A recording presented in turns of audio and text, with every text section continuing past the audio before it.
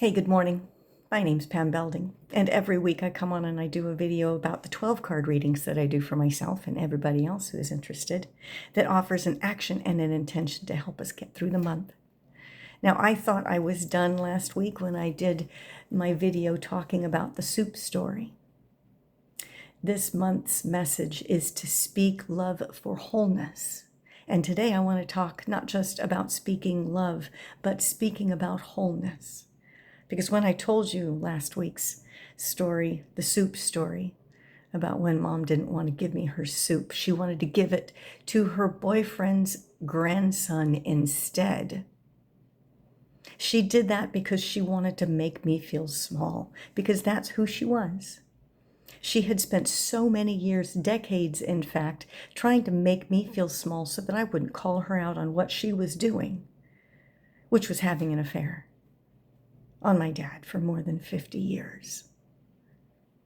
And speaking awfully to her children, to keep them in control, to keep us under her thumb, to make us a non-threat to her and what she was doing.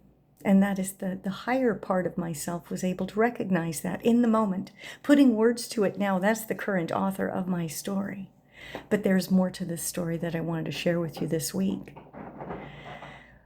Last year, the beginning of last year, I realized that I had been poisoning my conversations with my friends for a long time about the pain that I had experienced because of my mother and the way that she had treated me for years.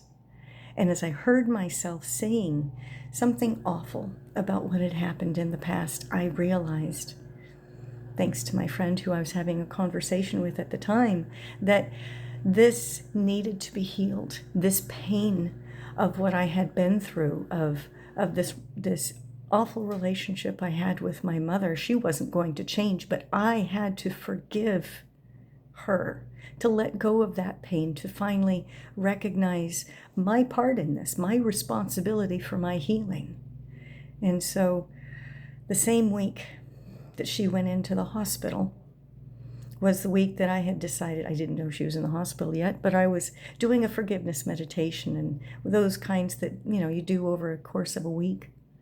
And so when I started this forgiveness meditation to try to finally let go of that pain was the week that she fell and ended up in the hospital. And then within a few days, she passed away quietly and without drama. One final gift. Thanks, Mom. And not too long after that, I discovered in this forgiveness meditation, this woman was taking us in this visual thing where she wanted us to go into the bottom of a castle. She wanted us to go down into the dungeon, imagining ourselves in this dungeon. And instead of going into a dungeon, I decided to take myself through a journey into my boat analogy. Because, hey, this is my thing, right? I get to do this. And so as I went down into the belly of the ship, into the deep dark of the ship, I recognized my inner child asleep in a hammock.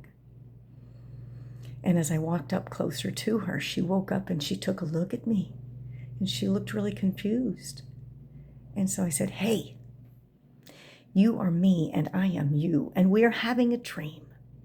Would you like to go have a snack with me and go talk? And so she nodded her head, and I helped her down out of the hammock, and we went over to the galley of the ship, which is where they do all of the cooking. And so we found Cookie in there. She was making something. And so we walked into the galley, and she goes, hey, what can I do for you? And so I said, well, we're a little hungry. Can we have a snack? And Cookie asks, well, sure, of course you can have a snack. What would you like? And so I asked little Pam, what would you like for your snack? And she said, peanut butter and jelly sandwiches with orange slices, please. And so Cookie said, no problem. I'll bring them right to you. Go ahead and have a seat in there. And I will bring you snacks as soon as they're ready. And as we sat down and we looked around, this was I don't remember the name of it, but this is where all the sailors go to have their food, and they hang out and they play games. And so we sat down, and she took a look, and she as we were looking around, I noticed little Pam was staring at my face. And so I wiggled my eyebrows and made a funny face at her, expecting her to laugh. But what she said instead was, "What happened?" She was looking at the wrinkles on my face. And so I told her what happened. I said, "Well, honey, 50 years ago, when we were growing up in the Central Valley of California, you remember that really sweet smell that you notice sometime in the summertime? Well, that's when they would lay the grapes. They would lay them out on paper trays in the sunshine, and those grapes would dry into raisins. Well, you and I, we grew up under that sun. That very same sun that made raisins is the same sun that created us. And we grew up in that sun. And I worked in that sun for a long time. And that's why I look this way. That's why we look this way. I'm 50 years older than you. And just about then is when Cookie came in with our sandwiches. And we enjoyed our snacks. And I continued to tell her the stories of who we are and where we've been and what we get to go through. And those are the parts I wanted to talk about today.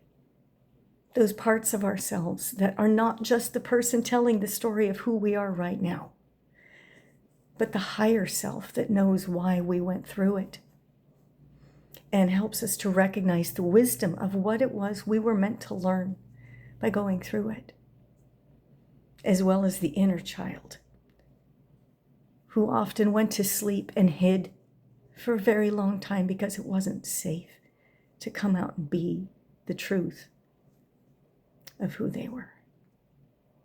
And so as I finish up this month's messages, speaking love for wholeness, I want you to consider what it is that makes you whole as well. Listen to the stories you're telling yourself about what happened to you and why it was necessary and how you got strong, or maybe you didn't. And you recognize the stories and the scars that you carry because of those stories. And the fact that you're still alive despite all of it. And maybe you've learned some stuff along the way, and maybe you decided that you wanted better. You wanted better for yourself, and you want better for future generations. And that's where you find your higher self, speaking love for wholeness, healing the little one on the inside, and recognizing it's not just about you, it's about all of us. And so thank you so much for following me today. Thanks for following along with this story. And I hope you can find wholeness within yourself.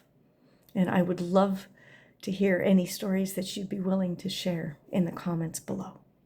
Now I'll be back again next week, and we'll start the month of August with a completely new set of actions and intentions to get us through. And in the meantime, thank you again so much for being here. I love you.